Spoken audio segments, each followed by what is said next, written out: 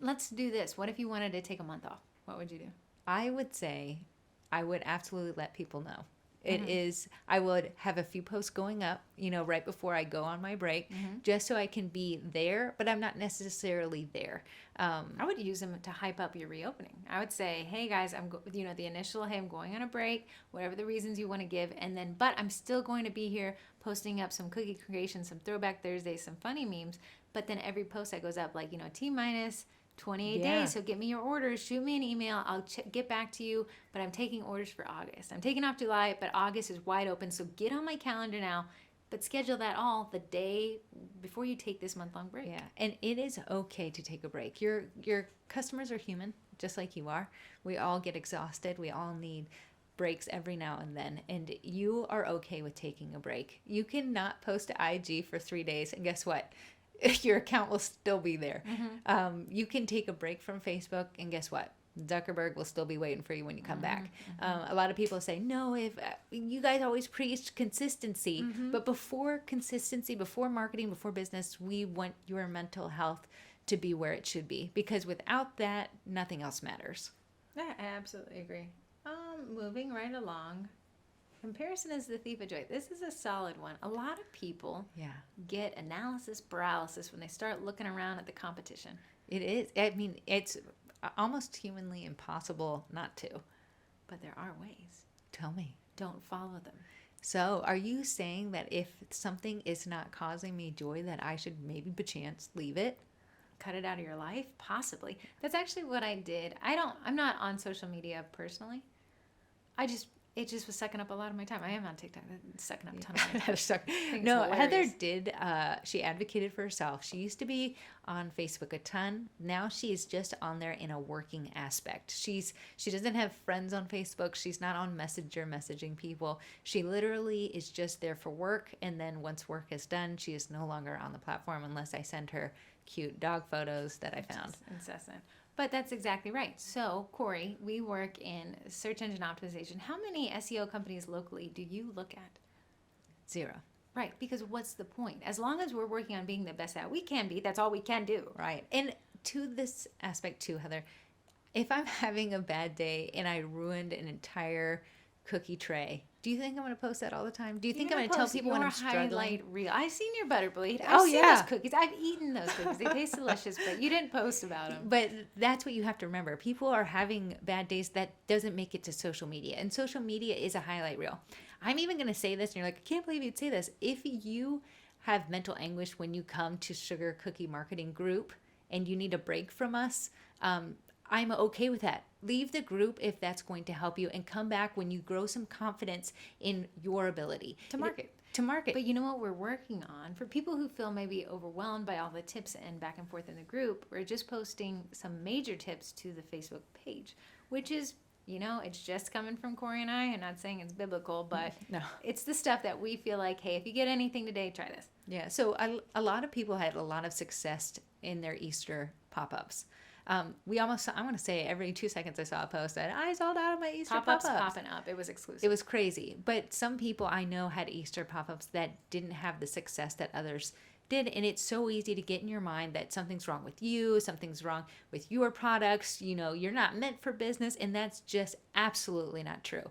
So if you need to cut things out, whether it be, another cook you're in an area that you need to stop seeing her post in your feed, if you need to take a break from groups because it seems like everyone's having success than you, take a break. I want you to find the confidence in your product, in yourself, and in your marketing, and that's what your focus needs to be on. You need to put those little blinders on.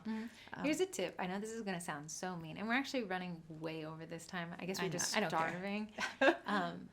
There was a lady that we worked with in one capacity, and she was extremely, extremely rude. Okay, I think I know exactly what you're talking about. But she was very notoriously kind of infamous in the marketing world. But seeing her name pop up caused me anxiety. So I blocked her, not out of animosity, but to protect my mental health. She didn't have to see me, I didn't have to see her, and my life continued on, and neither of us care. Right. So if in the group, you don't like the way somebody talked to you, block them. It's fine. Block me and Corey. I'm not sure what would happen if you blocked an admin. I block Heather every day.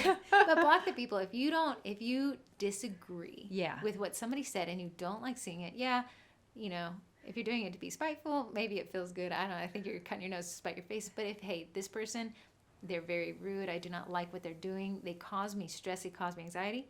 Block them. And guess what? You two no longer exist in each other's world, and it is okay. And you were fine. You one less connection you didn't like, sign me up. Yeah, trim the fat off of your contact list. And I promise you, the gold remaining ones will be people that truly added value to your life. You owe nobody anything.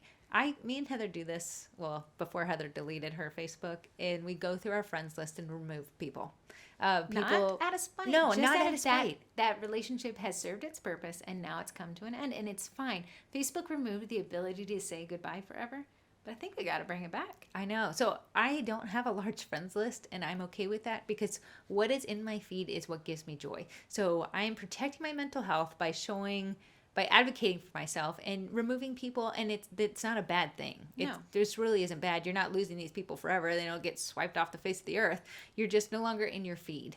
So you really have curated content that promotes mental health. And think about this. I know a lot of cookie people have sent me friend requests. I don't accept them because I'm not on Facebook. They're signing up for literally nothing. Right. But when you connect with somebody through a common interest, suddenly when you're in their world, you realize that that's the only interest you share. Yeah. But you feel obligated for some unknown reason to say, well, I got to maintain this. You do not have to maintain it. You don't. And you can support them right from the sidelines. And that's agree to disagree. Okay. That's a beautiful thing. You can't hate somebody for opposing beliefs. No. We all have beliefs and such.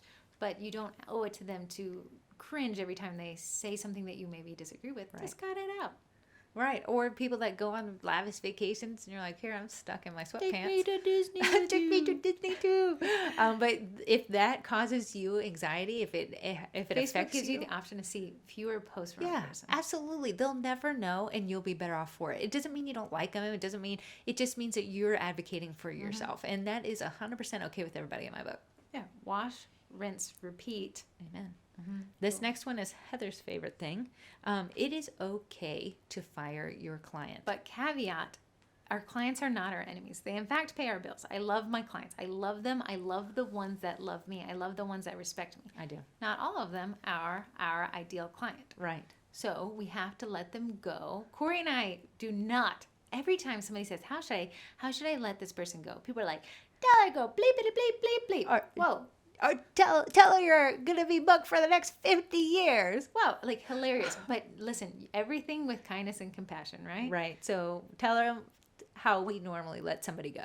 We tell somebody, hey, your business is at a point that we're no longer the perfect fit for you. It'd probably be better for you to hire somebody in-house. One, it'll save you money.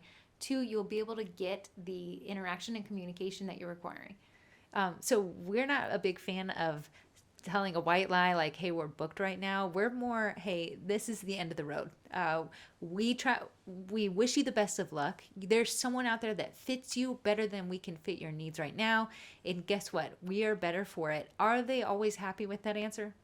No, Absolutely they were just not. fired. No, they were just fired. But they were fired in the best way possible. Yeah. Hey, you've outgrown us. You're more successful than we can provide for you. Exactly. Yeah, Corey and I take the little L. No, that lady was crazy. No, she was crazy, but we're not going to tell a crazy person they're crazy. No, but we do wish them the best of luck. If we can, if they Make have the transition process better, give them some tips. Hey, I recommend changing your passwords after we roll off these accounts. Right. That is how we end up firing clients. And that is a pro move on how to advocate for your mental health. You have a client, and I know everyone right now is thinking of somebody. It's going to be someone who always thinks the squeaky wheel gets the grease, who when you see their name come up in Messenger, that little panic, that little your bun clenches a little bit.